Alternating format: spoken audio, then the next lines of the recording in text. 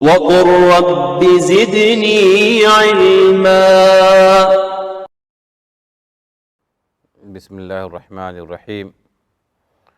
الحمد للہ وحدہ والصلاة والسلام علی من لا نبی بعدہ اما بعد.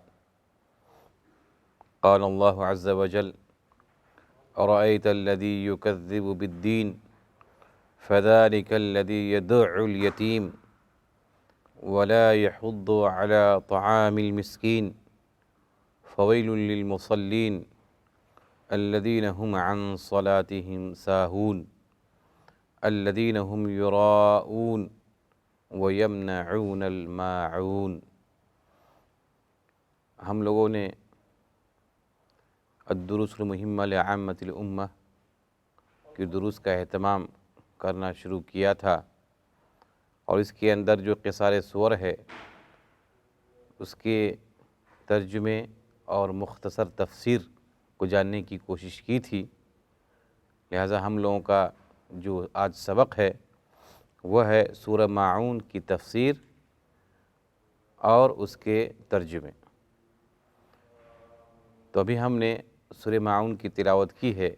اس کا ترجمہ یہ ہے کہ اللہ رب العالمین نے فرمایا نبی کریم صلی اللہ علیہ وسلم سے کہ کیا تو نے اسے بھی دیکھا جو روز جزا کو جھٹلاتا ہے؟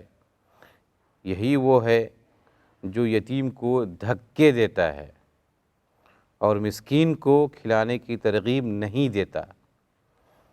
ان نمازیوں کے لیے افسوس یا ویل نامی جہنم کی جگہ ہے جو اپنی نماز سے غافل ہیں، جو ریاکاری کرتے ہیں اور برتنے کی چیز روکتے ہیں. یہ ترجمہ ہے، اور اس کے بعد مختصر تفسیر جاننے کی کوشش کرتے ہیں.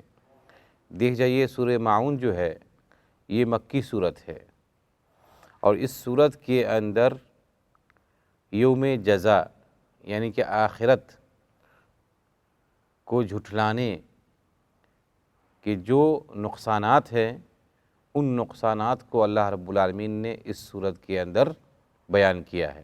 آخرت کے دن پر ایمان لانا یہ ایمان کا حصہ ہے، اور اس ایمان کا تعلق غیبی امور سے ہے.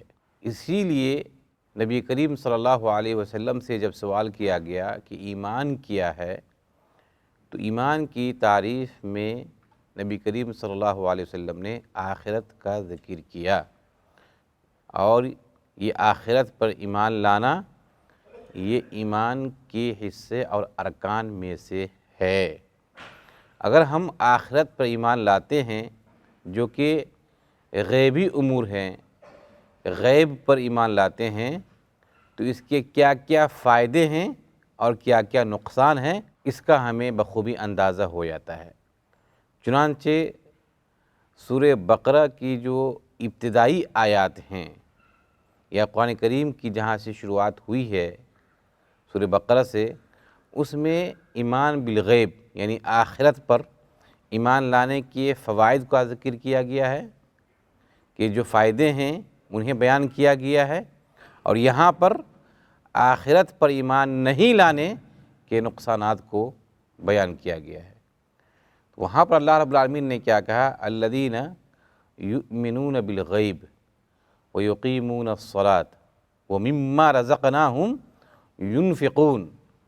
جو اب غور کیجئے فائدے کیا ہیں کہ جو آخرت پہ ایمان لاتے ہیں وہ نماز کو ادا کرتے ہیں، اور جو ہم نے انہیں روزی دے رکھی ہے ان روزیوں میں سے خرچ بھی کرتے ہیں. یہ فائدے ہیں. اب یہاں دیکھیے نقصان کیا ہے. کہا ارأیت الذی یکذب بالدین، کیا آپ نے انہیں نہیں دیکھا جو یوم جزا آخرت کی جو تکذیب کرتے ہیں، جھٹلاتے ہیں، ایمان نہیں لاتے ہیں، تو کیا نقصان ہے؟ کہا فذلک الذی یدع الیتیم، یہی لوگ یتیم کو دھکے دیتے ہیں. یتیم کو دھکے دیتے ہیں، یتیم کا مال ہڑپ لیتے ہیں، کھا لیتے ہیں اور دھکے دے کے بھگا دیتے ہیں. ولا یحض علی طعام المسکین، اور پھر مسکین کو کھانا کھلانے کے اوپر نہیں ابھارتے ہیں، دوسرے کو ترغیب نہیں دلاتے ہیں کہ مسکینوں کو کھانا کھلائیے، ظاہر سی بات ہے جب وہ دوسروں کو نہیں ابھارتے ہیں تو وہ خود بھی نہیں کھلاتے ہیں۔ یعنی کہ اللہ نے جو روزی دے رکھی ہے اتنا کنجوس اور بخیلی سے کام لیتے ہیں کہ وہ مسکینوں کا حق بھی ادا نہیں کرتے۔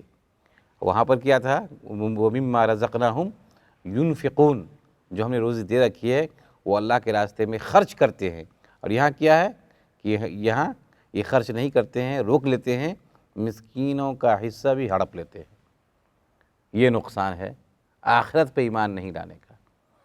کیوں؟ دیکھیے، غور کیجیے، آخرت پہ جب ہم ایمان لاتے ہیں تو ہمیں پتہ ہوتا ہے کہ یہاں جو ہم نیکی کر رہے ہیں یہاں دنیا کے اندر ملے یا نہیں ملے، آخرت کے اندر تو اس کا ثواب ملے گا ہی۔ اور یہ سب سے زیادہ نیکی کرنے کے اوپر یہ جو ایمان ہے وہ آپ کو ابھارتا ہے۔ کبھی کبھار کیا ہوتا ہے، غور کیجیے، کبھی کبھار کیا ہوتا ہے کہ ہم نے کسی بندے کے ساتھ بھلائی کیا، اگر ہم دنیاوی امید رکھ لیتے ہیں اس کے ساتھ کہ ہم نے اس کے ساتھ بھلائی کی ہے، یہ بھی میرے ساتھ بھلائی کرے گا، اگر اگلا شخص بھلائی نہیں کیا تو بڑی تکلیف ہوتی ہے، یار ہم نے تو اس کا اتنا ساتھ دیا لیکن یہ تو ہم کو ساتھ نہیں دیا، تو یہ آپ کو تکلیف کیوں ہوئی کہ آپ نے اس بندے سے امید رکھ لیا۔ لیکن اس چیز کے بجائے آپ اس بندے کے رب سے، اور آپ کا جو رب ہے اس سے آپ امید باندھیں تو آپ کا اجر نہ دنیا میں جائے گا نہ آخرت۔ اللہ رب العالمین نے نبی کریم صلی اللہ علیہ وسلم کی زبانی ہم لوگوں کو کہا واللہ فی عون العبد ما کان العبد فی عون اخیہ، کہ اللہ رب العالمین اس بندے کی مدد اس وقت تک کرتا ہے جب تک وہ بندہ کسی بندے کی مدد کرتا ہے۔ تو ہم یہ امید رکھتے ہیں کہ ہم نے اس بندے کی مدد کی ہے، اللہ رب العالمین مجھے اجر دے گا اور اللہ میری مدد کرے گا، تو کبھی آپ نقصان میں نہیں ہیں، چاہے اگلا بندہ آپ کی مدد کرے یا نہیں کرے، لیکن اللہ تو آپ کی مدد کرے گا ہی۔ اس لیے کہیں پر کسی کے ساتھ کوئی بھلائی کر دیں آپ تو اس بندے سے کوئی امید نہ رکھیں، آپ اس بندے کی رب سے امید رکھیں، دیکھیے آپ آخرت میں بھی خوش اور دنیا کے اندر بھی خوش۔ تو یہ ہے سب سے بڑا فائدہ، یہ آخرت کے ایمان کا بہت بڑا فائدہ ہے۔ اب اس کے بعد آگے کہا فویل للمصلین، ان کے نمازیوں کے لیے خرابی ہے، ویل ہے، جہنم کا ایک طبقہ ہے، نمازی کے لیے ہے، ہر نمازی کے لیے نہیں ہے۔ کیسے نمازی کے لیے ہے؟ اس کی صفت بتایا اللہ تعالیٰ نے، کہا الذین هم عن صلاتهم ساہون، جو اپنی نماز سے غافل ہو جاتے ہیں۔ اس کے دو مطلب ہیں، ایک تو یہ ہے کہ نماز ہی نہیں پڑھتے، یا نماز پڑھتے ہیں تو وقت نکالنے کے بعد پڑھتے ہیں، یا پھر خود جو نماز پڑھتے ہیں تو نماز کے جو ارکان ہیں ان کی واجبات جو ہیں اسے صحیح سے نہیں بجا لاتے، اس کے اندر ادھر ادھر بھٹکتے رہتے ہیں، جس کی وجہ سے اس کی نماز خراب ہو جاتی ہے۔ بھول چوک ہو جائے وہ الگ سی بات ہے، نبی کریم صلی اللہ علیہ وسلم سے بھی بھول چوک ہوئی تھی اور سجدہ سہو نبی کریم صلی اللہ علیہ وسلم نے کیا ہے اور کرنے کا حکم دیا ہے، لیکن یہ عادت بن جائے نماز کے اندر ہم کیا پڑھ رہے ہیں کیا کر رہے ہیں یہ ہمیں یاد ہی نہیں رہے، تو ظاہر سی بات ہے کہ اس کے لیے یہ خرابی ہے۔ اب یہاں پہ غور کرنے کی بات یہ ہے کہ جو نماز ادا کرتے ہیں اور وہ نماز سے غافل ہو جاتے ہیں، ادھر ادھر ان کا ذہن بھٹک جاتا ہے، یہ اس کے لیے وعید ہے۔ تو جو سرے سے نماز پڑھتے ہی نہیں ہیں اس کے لیے کتنی بڑی خرابی ہے۔ اس لیے غور کرنے کی بات ہے کہ یہاں پر ہم ایک نماز ادا کریں تو نہایت ہی خشوع و خضوع اور اطمینان کے ساتھ نماز ادا کریں، تاکہ نماز کے جو اجور یا ان کے جو فضائل ہیں ہم اس سے مستفید ہو سکیں۔ الذین هم یراؤون، یا نماز پڑھتے ہیں تو یا تو ارکان کو صحیح سے ادا نہیں کرتے، واجبات کو نہیں بجا لاتے، یا پھر وہ دکھاوے کے لیے نماز پڑھتے ہیں۔ تو یہاں پہ اخلاص کی کمی ہے۔ اگر ہم دکھلاوے کے لیے نماز پڑھتے ہیں تو پھر یہ نماز کسی کام کا نہیں ہے، کوئی فائدہ نہیں ہے اس سے۔ کوشش کریں کہ نماز پڑھنے کے لیے آئیں تو ہماری نیت یہ ہو کہ ہم اس لیے نماز پڑھ رہے ہیں کہ اللہ رب العالمین نے مجھے نماز پڑھنے کا حکم دیا ہے، اللہ کی خوشنودی کے لیے ہم نماز پڑھنے کے لیے آئیں گے، بندے میری تعریف کریں یا نہیں کریں اس سے ہمیں کوئی مطلب نہیں ہے، بس ہم اللہ رب العالمین کا جو حکم ہے اسے ادا کرنے کے لیے ہم یہاں پر تشریف لائے ہیں۔